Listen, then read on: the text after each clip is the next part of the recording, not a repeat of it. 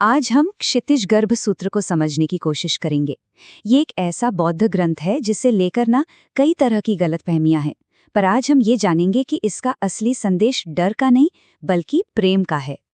तो सबसे पहले वो बड़ा सवाल जो सबके मन में आता है, क्या इस सूत्र को पढ़ने से सच में भूत प्रेत खींचे चले आते हैं? देखिए, इसी एक डर की वजह से ना बहुत से लोग इस पावरफुल ग्रंथ को छूने से भी कतराते हैं। लेकिन सच्चाई, यकीन मानिए, इससे बिल्कुल उल्टी है। ये सूत्र भूतों के बारे में है ही नहीं। ये तो एक बच्चे की अपनी माँ के लिए जो अनकंडीशनल लव होता है ना, उसकी कहानी है।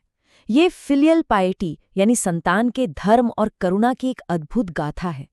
तो चलिए अब इसमें थोड़ा और गहरा उतरते हैं।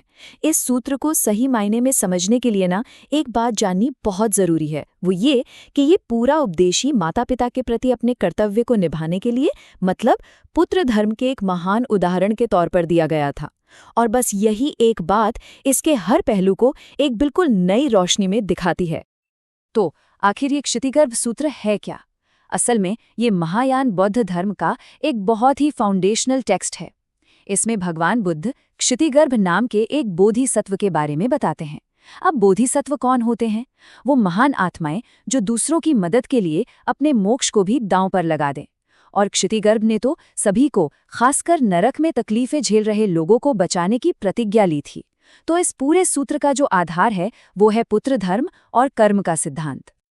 और सबसे शानदार बात तो ये है कि ये पूरा उपदेश बुद्ध ने त्रयस्त्रीश स्वर्ग में अपनी माँ रानी माया को उनकी दया का कर्ज चुकाने के लिए दिया था। मतलब इस ज्ञान को सिखाने का जो काम था वो खुद में ही माता पिता के प्रेम का सम्मान करने का एक जीता जागता उदाहरण बन गया। चलिए अब आते हैं इस सूत्र के दिल पर, यानी वो कहानी जो इसके केंद्र में है। ये कहानी है क्षितिगर्भ बोधिसत्व के एक पिछले जन्म की, जब वो एक साधारण लड़की थी जिसने अपनी माँ को बचाने के लिए नरक तक का सफर तय कर लिया था। कहानी एक ब्राह्मण लड़की की है जिसकी माँ युएदीली बुद्ध, धर्म और संघ यानी त्रिरत्नों का बिल्कुल सम्मान नहीं करती थी। तो जब उसकी माँ की मृत्यु हुई तो बेटी को ये चिंता खाए जा रही थी कि अपने कर्मों की वजह से उसकी माँ को यकीनन किसी दुख भरी योनि में जन्म मिला होगा। और अब जरा उसकी भक्ति का स्तर देखिए। अपनी माँ की मदद करने के लिए उस लड़की ने अपना घर तक बेच डाला। फिर उन पैसों से एक पुराने बुद्ध मंदिर में बड़ी बड़ी भेंट चढ़ाई और एकदम सच्चे दिल से मार्गदर्शन के लिए प्रार्थना की। जानते हैं, उसकी भक्ति इतनी मजबूत थी कि उसे अधोलोक का एक विजन, एक दर्शन हुआ। और वहां वुडू नाम के एक भूत राजा ने उसे कुछ ऐसा बताया जिसकी उसने कल्पना भी नहीं की होगी। उसने कहा, तुम्हारी इस जबरदस्त भक्ति और पुण्य की वजह से तुम्हारी माँ को तो 3 दिन पहले ही नरक से छुटकारा मिल गया था और उनका जन्म स्वर्ग में हो चुका है। जरा सोचिए, एक बेटी के प्रेम और पुण्य ने सीधे सीधे अपनी माँ को बचा लिया। लेकिन ये कहानी यहाँ खत्म नहीं होती। अपनी माँ को बचाने की ये जो पर्सनल जर्नी थी वो बहुत जल्द एक यूनिवर्सल मिशन में बदलने वाली थी। एक ऐसा मिशन जिसने दुनिया को हिला कर रख दिया।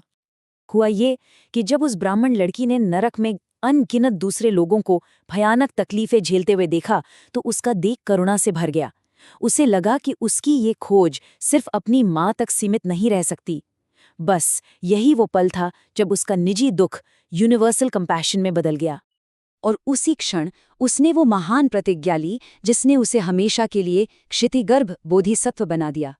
जब तक नरक खाली नहीं हो जाता मैं बुद्ध नहीं बनूंगा। जब सभी सेंटिएंट बीइंग्स को बचा लिया जाएगा तभी मैं आत्मज्ञान प्राप्त करूंगा। ये निस्वार्थ करुणा का, सेल्फलेसनेस का अल्टीमेट एक्सप्रेशन है।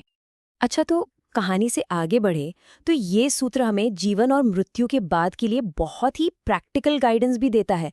मतलब ये सिर्फ एक कहानी नहीं, एक तरह की इंस्ट्रक्शन मैनुअल है। इसमें एक बहुत ही जरूरी कॉन्सेप्ट है 49 दिनों का।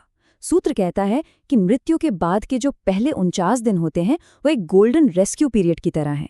इस दौरान मरने वाले की चेतना एक बीच की अवस्था में होती है और उस समय जिंदा लोगों द्वारा किए गए पुण्यकर्म उसकी सबसे ज्यादा और सबसे असरदार तरीके से मदद कर सकते हैं। और सूत्र ये भी बताता है कि ये पुण्य बंटता कैसे है। जब कोई किसी मृत व्यक्ति के लिए अच्छा काम करता है तो उस पुण्य का 6/7 हिस्सा यानी 7 में से 6 हिस्से काम करने वाले को ही मिलते हैं और सिर्फ 1 हिस्सा उस मृत व्यक्ति तक पहुंचता है। ये साफ दिखाता है कि दूसरों की मदद करना असल में सबसे ज्यादा खुद की ही मदद करना है।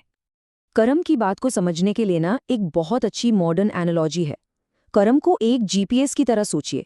अच्छे काम और अच्छे इरादे, ये एक शांत और सुखद डेस्टिनेशन के कोऑर्डिनेट्स डालने जैसा है, और बुरे काम और बुरे इरादे वो दुख और पीड़ा वाली डेस्टिनेशन का पता डालने जैसा है। हमारी यात्रा पूरी तरह से हमारे दिए गए इनपुट पर निर्भर करती है। तो इस पुराने ग्रंथ का आज हमारे लिए क्या मतलब है? इसका जो एंड्योरिंग मैसेज है ना, वो सिर्फ धार्मिक नहीं बल्कि बहुत ही ज्यादा मानवीय है। तो अगर संक्षेप में देखें तो इस सूत्र की मुख्य बातें ये हैं। पहली, ये पुत्र धर्म का एक बहुत गहरा पाठ है जो जीवन और मृत्यु से भी परे है। दूसरी, हमारे विचार और हमारे काम यानी कर्म ये हमारी असलियत बनाते हैं।